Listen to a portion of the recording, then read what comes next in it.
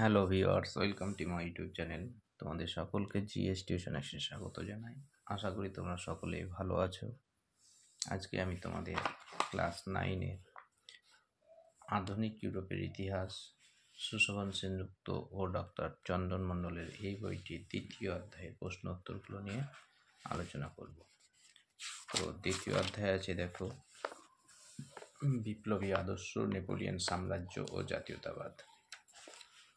এই অধ্যায়ের নেপোলিয়নের এই অধ্যায়ে যে অনুশীলনী প্রশ্ন আছে, প্রথম প্রশ্নগুলো দেখো আছে, সঠিক উত্তর নির্বাচন করো। নেপোলিয়ন বোনাপার্ট ছিলেন জন্মসূত্রে ইটালীয়, ব্রিটিশ, ফরাসি, স্পেনীয়।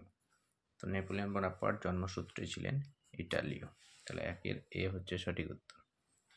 2-এর উত্তর, ব্যাংক অফ ফ্রান্স প্রতিষ্ঠা হয় পূর্ব রাজত্বকালে নেপোলিয়ন বোনাপার্টের সময়, সন্ত্রাসের রাজত্বকালে তৃতীয় নেপোলিয়নের সময়। তো এখানে সঠিক উত্তর, নেপোলিয়ন বোনাপার্টের সময় 1800 খ্রিস্টাব্দে Napoleon Bonaparte bank of France প্রতিষ্ঠা করেন। 3 নম্বর, নেপোলিয়নের গ্র্যান্ড আর্মি ধ্বংস হয় উপদ্বীপের যুদ্ধে, পার্সিয়ার সঙ্গে যুদ্ধে, পিরামিডের যুদ্ধে, রাশিয়া অভিযানে। রাশিয়া অভিযানে নেপোলিয়নের বিখ্যাত গ্র্যান্ড আর্মি ধ্বংস হয়ে গেছিল। রাশিয়া এই যুদ্ধের সময় পোড়ামাটি নীতি অবলম্বন করলে তার গ্র্যান্ড আর্মি ধ্বংস হয়। পরের প্রশ্ন 4 নম্বর, নেপোলিয়ন মস্কো অভিযান করে 1810 খ্রিস্টাব্দে, 1811 খ্রিস্টাব্দে, 1812 খ্রিস্টাব্দে, 1813 খ্রিস্টাব্দে। সঠিক উত্তর, 1812 খ্রিস্টাব্দে নেপোলিয়ন বোনাপার্ট মস্কো অভিযান করেছিলেন। ফ্রান্সে কনসুলেট, পরের প্রশ্ন, ফ্রান্সে কনসুলেটের শাসন ব্যবস্থা প্রবর্তিত হয় 1792 খ্রিস্টাব্দের 2 জুলাই, 1795 খ্রিস্টাব্দের 1 আগস্ট, 1798 খ্রিস্টাব্দের 15 জুন, 1799 খ্রিস্টাব্দের 9 নভেম্বর। তাহলে কনসুলেটের শাসন ব্যবস্থা প্রবর্তিত হয় 1799 খ্রিস্টাব্দের 9 নভেম্বর। পরের প্রশ্ন, কোড নেপোলিয়নে মোট ধারা ছিল 2287টি, 2150টি, 1703টি, 2287টি। সঠিক উত্তর 2287টি। এই কোশ্চেনের উত্তর কোনো কোনো বইয়ে আবার 2281টিও আছে। পরের প্রশ্ন দেখো, ট্রাফালগারের নৌযুদ্ধ সংগঠিত হয়েছিল 1805 খ্রিস্টাব্দে 21শে অক্টোবর, 1804 খ্রিস্টাব্দে 20 আগস্ট, 1805 খ্রিস্টাব্দে 9 জুন, 1806 খ্রিস্টাব্দে 1 মে। তো সঠিক উত্তর হবে অপশান এ, 1805 খ্রিস্টাব্দে 21শে অক্টোবর। পরের প্রশ্ন, নেপোলিয়নের জীবনের শেষ যুদ্ধ। নেপোলিয়নের জীবনের শেষ যুদ্ধ ছিল ফিনল্যান্ডের যুদ্ধ, উলমের যুদ্ধ, ওয়াটারলুর যুদ্ধ, উপদ্বীপের যুদ্ধ। তো নেপোলিয়নের জীবনের শেষ যুদ্ধ হচ্ছে ওয়াটারলুর যুদ্ধ, যেটি 1815 খ্রিস্টাব্দে হয়েছিল। ট্রাফালগারের নৌযুদ্ধে ইংরেজ সেনাপতি ছিলেন Nelson, George Marshall, duke of Wellington, J K Arthur. সঠিক উত্তর হচ্ছে নেলসন। পরের 10 নম্বর প্রশ্ন, নেপোলিয়ন বোনাপার্টের মৃত্যু হয় 1820 খ্রিস্টাব্দে 4 জুন, 1821 খ্রিস্টাব্দে 5 মে, 1821 খ্রিস্টাব্দে 1 মে, 1821 খ্রিস্টাব্দে 10 জুলাই। সঠিক উত্তর 1821 খ্রিস্টাব্দে 5 মে। তারপরে প্রশ্ন দেখো, ঠিক না ভুল আছে। নেপোলিয়ন ফরাসি বিপ্লবের সাম্য নীতিকে বর্জন করেছিলেন। নেপোলিয়ন ফরাসি বিপ্লবের সাম্য এবং মৈত্রী নীতি গ্রহণ করলেও স্বাধীনতার নীতি বর্জন করেছিলেন। তাহলে এটা সঠিক উত্তর হবে, এটা সাম্যনীতিকে বর্জন করেছিলেন, এটা সঠিক। স্বাধীনতা এবং মৈত্রী নীতি গ্রহণ করলেও তিনি সাম্যনীতিকে বর্জন করেছিলেন। নেপোলিয়ন জার্মানির 39টি রাজ্য ভেঙে 39টি রাজ্য গঠন করেন, দিয়ে গঠন করেছিলেন Confederation of the Rhine. Confederation of the Rhine গঠন করেছিলেন নেপোলিয়ন 300টি রাজ্য ভেঙে 39টি রাজ্য নিয়ে। ওয়াটারলুর যুদ্ধ হয়েছিল 1814 খ্রিস্টাব্দে। ওয়াটারলুর যুদ্ধ হয়েছিল 1815 খ্রিস্টাব্দে, তাই এটা হচ্ছে ভুল। অর্ডার ইন কাউন্সিল ঘোষণা করেছিলেন নেপোলিয়ন। অর্ডার ইন কাউন্সিল ঘোষণা করেছিলেন নেপোলিয়ন, এটা ভুল নয়, এটা ভুল এটা সঠিক উত্তর হচ্ছে ইংল্যান্ড। ইংল্যান্ড ঘোষণা করেছিলেন, তাহলে এটা হবে ভুল। 5 নম্বর, শত দিবসের রাজত্বের সময়কাল 1815 খ্রিস্টাব্দে 20 মার্চ থেকে 29 জুন। এটি হবে সঠিক উত্তর। তারপরে ক স্তম্ভে খ স্তম্ভ আছে, দেখো পিরামিডের যুদ্ধ, তারপর আছে লাইপজিগের যুদ্ধ, সি আইন বিশারদ দিয়ে দ্বিতীয় জাস্টিনিয়ান। এদিকে আছে নেপোলিয়ন বোনাপার্ট আবেসিয়াস 1813 ইংল্যান্ডের বিরুদ্ধে। তাহলে পিরামিডের যুদ্ধ হয়েছিল ইংল্যান্ডের বিরুদ্ধে 1798 খ্রিস্টাব্দে। তাহলে এর সঙ্গে 4 হলো। লিপজিগের যুদ্ধ, যেটি 1813 খ্রিস্টাব্দে হয়েছিল, এই যুদ্ধকে আবার জাতিসমূহের যুদ্ধ বলা হয়। আইন বিশারদ, বিখ্যাত আইন বিশারদ এখানে যিনি হলেন তিনি হবেন অ্যাবেসিয়াস। দ্বিতীয় জাস্টিনিয়ান বলা হয় নেপোলিয়ন বোনাপার্টকে।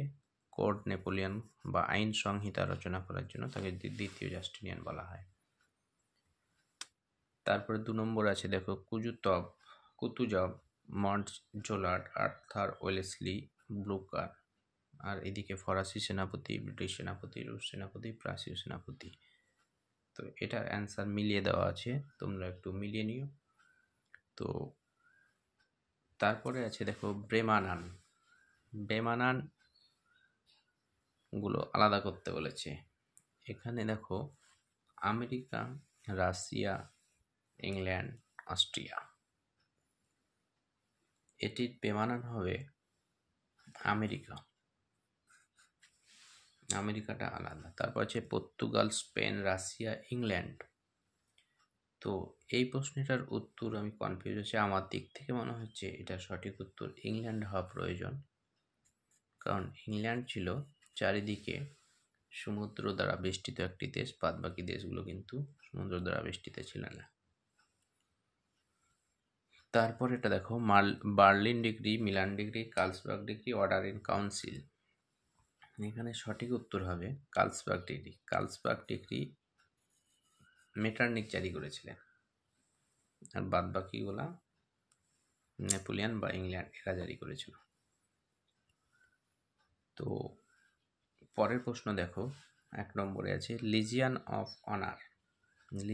অফ অনার এই পুরস্কারটি কে চালু করেছিলেন? এটি চালু করেছিলেন নেপোলিয়ন বোনাপার্ট। তারপরে আমি বিপ্লবের ধ্বংসকারী একথা বলেছিলেন নেপোলিয়ন বোনাপার্ট। নেপোলিয়ন স্পেনের কোন শাসককে ক্ষমতাচ্যুত করেছিলেন? নেপোলিয়ন স্পেনের, দেখো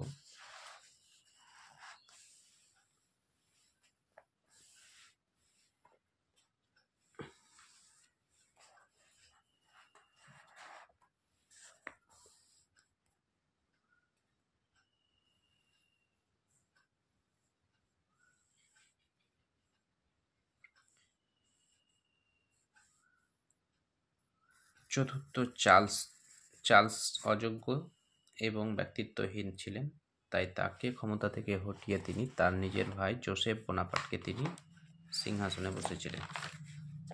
বুঝতে পারলে? তারপরে ওয়াটারলু যুদ্ধে ইংরেজ সেনাপতি কে ছিলেন? বিখ্যাত ওয়াটারলু যুদ্ধ যে হয়েছিল 1815 খ্রিস্টাব্দে, এই যুদ্ধে ইংরেজ সেনাপতি ছিলেন ডিউক অফ ওয়েলিংটন। এই ডিউক অফ ওয়েলিংটনের কাছে নেপোলিয়ন বোনাপার্ট হেরে গেছিলেন। 5 নম্বর আছে নেপোলিয়নের মস্কো অভিযানের সময় রুশ সেনাপতি কে ছিলেন? নেপোলিয়নের মস্কো অভিযানের সময় রুশ সেনাপতি ছিলেন কুতুজব। রুশ সেনাপতি ছিলেন কুতুজব, যার দ্বারা এই কুতুজবের নেতৃত্বেই কিন্তু রাশিয়া পোড়ামাটি নীতি গ্রহণ করেছিল এবং যার ফলে তার বিখ্যাত গ্র্যান্ড আর্মি ধ্বংস হয়েছিল। তারপরে 6 নম্বর, নেপোলিয়ন কোথায় শেষ নিঃশ্বাস ত্যাগ করেন? নেপোলিয়ন, দেখো 1821 খ্রিস্টাব্দের 5ই মে সেল্ট হেনলা দ্বীপে নেপোলিয়ন শেষ নিঃশ্বাস ত্যাগ করেছিলেন। 1821 খ্রিস্টাব্দের 5ই মে। পরের প্রশ্ন আছে, দেখো ড্রেসডেনের যুদ্ধ নেপোলিয়নের প্রতিপক্ষ ছিল কোন শক্তি? ড্রেসডেনের যুদ্ধে নেপোলিয়নের প্রতিপক্ষ ছিলেন অস্ট্রিয়া। নেপোলিয়ন কবে পর্তুগাল দখল করে? নেপোলিয়ন পর্তুগাল দখল করে 1807 খ্রিস্টাব্দে। দেখো 1807 খ্রিস্টাব্দে নেপোলিয়ন তিনি পর্তুগাল দখল করেন। পরের প্রশ্ন দেখো, পেনিনসুলার যুদ্ধ কবে হয়েছিল? পেনিনসুলার যুদ্ধ কবে হয়েছিল? দেখো পেনিনসুলার যুদ্ধ হয়েছিল 1808 খ্রিস্টাব্দে, যেটাকে উপদ্বীপের যুদ্ধ বলা হয়। পেনিনসুলার যুদ্ধ 1808 খ্রিস্টাব্দে হয়েছিল, যেটাকে উপদ্বীপের যুদ্ধ বলা হয়। পরের প্রশ্ন আছে, স্পেনীয় ক্ষতি আমার পতনের কারণ, এ কথা কে বলেছিলেন? এ কথা বলেছিলেন নেপোলিয়ন বোনাপার্ট। তিনি নিজেই বলেছিলেন যে স্পেনীয় ক্ষতি আমার পতনের কারণ। এইখানে নেপোলিয়ন দেখো, নেপোলিয়ন নিজেই স্বীকার করেছেন যে স্পেনীয় ক্ষতি আমার পতনের কারণ। তো বুঝতে পারলে, আশা করি তোমরা সকলেই বুঝতে পারলে। আজকের ভিডিও এ পর্যন্তই। তোমরা সকলে ভালো থেকো। পরের প্রশ্নের উত্তরগুলো বাকি ভিডিওতে তোমাদের আলোচনা করে দেব।